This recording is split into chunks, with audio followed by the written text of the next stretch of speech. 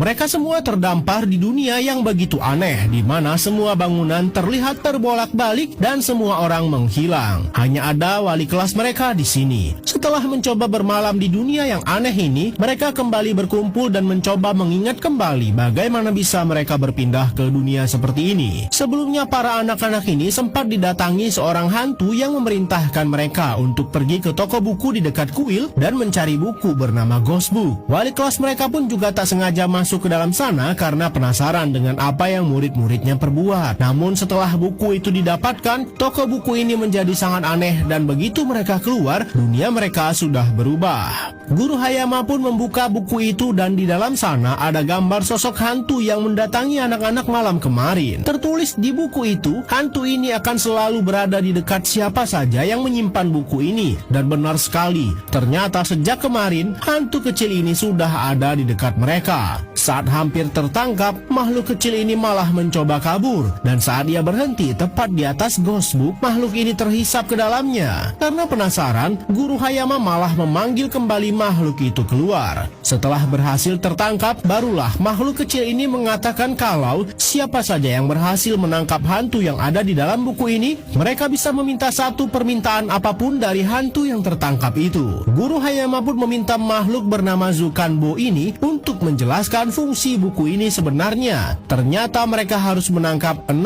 hantu lagi jika ingin pulang ke dunia mereka. Dan apapun permohonan anak-anak ini saat di kuil akan dikabulkan. Itulah cara Zukanbo dan master di toko buku misterius mengabulkan semua permintaan anak-anak yang tulus. Namun hantu berikutnya yang harus mereka tangkap terlihat cukup mengerikan. Bentuknya seperti Gondoruo dan dijelaskan pula di Ghost Book bagaimana memancing hantu itu keluar. Anak-anak ini berteriak di dekat bukit dan dari kejauhan ada yang mengulang suara mereka. Dan itu adalah ulah Yamahiko. Hantu berikutnya yang harus mereka tangkap jika ingin keluar dari dunia hantu ini. Karena merasa terganggu, hantu Yamahiko pun keluar dan berguling-guling dengan sangat cepat. Untunglah Kudo dengan sangat cerdik memancing Yamahiko ke arahnya dan menjebak Yamahiko masuk ke dalam Ghost Book.